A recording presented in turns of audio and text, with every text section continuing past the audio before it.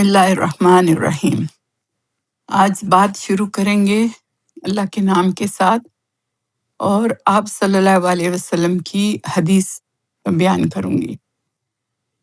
آپ صلی اللہ علیہ وسلم نے فرمایا، اللہ کے نزدیک سب سے زیادہ ناپسندیدہ شخص وہ ہے جو بد اخلاق، بد زبان اور ہر وقت جھگڑا کرنے والا ہو۔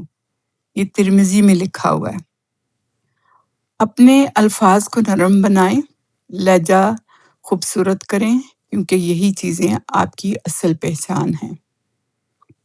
یہ ہمارے الہدا کے فیس بک پہ لکھا ہوا تھا، تو مجھے بہت زیادہ اچھا لگا، بہت اچھا ریمائنڈر بھی ملا۔ اس وجہ سے میں نے کہا میں آج آپ کے ساتھ شیئر کروں۔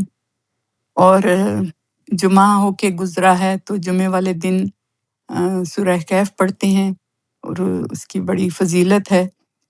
اور اس کی پہلی 10 آیات جو یاد کر لیتا ہے وہ فتنہ دجال سے بچے گا، اور یاد کرنی چاہیے، ہر کسی کو آنی چاہیے۔ اگر ماؤں کو یاد ہوں گی تو اپنے بچوں کو یاد کرائیں گی، تو اللہ سبحانہ تعالیٰ ہمیں فتنہ دجال کے فتنے سے بچائے۔ میرے خیال سے دجال کا فتنہ تو آ چکا ہے، جو ہمارے ہاتھوں میں ہے۔ ہر وقت میں کہتی ہوں، جو فون پکڑ کے کیمرے آن کر کے ہم کچھ نہ کچھ جو ہے اس پہ غلط کرتے رہتے ہیں۔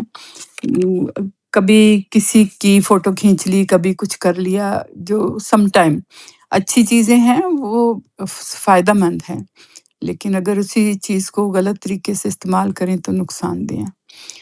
تو سورہ کہف کی میں بات کر رہی تھی، اس میں جو واقعات لکھے ہوئے ہیں اس کو کسی نے سمرائز کیا ہے، بہت چھوٹا سا کر کے ایک پیج پہ لکھا ہے، جو مجھے بہت پسند آیا۔ میں نے کہا میں آج آپ لوگوں کے ساتھ شیئر کروں گی کہ جب واقعات آتے ہیں حضرت موسیٰ علیہ السلام اور حضرت خضر علیہ السلام کے، تو یہ ان کے بارے میں لکھا ہوا ہے آگے جا کے، کہ کشتی میں اگر شگاف نہ پڑتا تو وہ چھین لی جاتی۔ اس کا مطلب یہ ہے کہ اللہ چھوٹی آزمائش کے ذریعے بڑی آزمائش سے بچا لیتا ہے، کیونکہ وہ بچے یتیم تھے، ان کی کشتی جو ہے وہ چھین لیتا بادشاہ جو آگے بیٹھا تھا، جو صاف ستھری نئی کشتیاں لے رہا تھا۔ اور اگر وہ لڑکا قتل نہ کیا گیا ہوتا تو بڑا ہو کر والدین کے لیے مصیبت بن جاتا۔ اللہ کسی چیز سے محروم کرتا ہے تو اس میں بھی اس کی عطا اور بخشش ہوتی ہے، بے شک۔ اور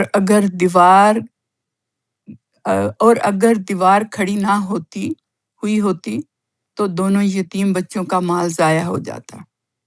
اے میرے رب، بندوں کے ساتھ یہ کیسی وفاداری ہے۔ اس لیے ہر شگاف پر، ہر محرومی پر، ہر نعمت پر اللہ کو یاد کرو۔ اللہم صبرن علی ما لم نحط بہ خبرا۔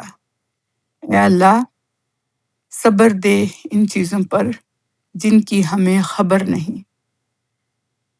سبحان اللہ، اللہ سبحانہ تعالیٰ اپنے بندوں کے ساتھ کتنا پیار کرتا ہے، اپنے نبیوں کے ذریعے، اپنے پیغمبروں کے ذریعے ہم تک کتنی اچھی اچھی باتیں پہنچائی ہیں، بس عمل کرنے کی دیر ہے۔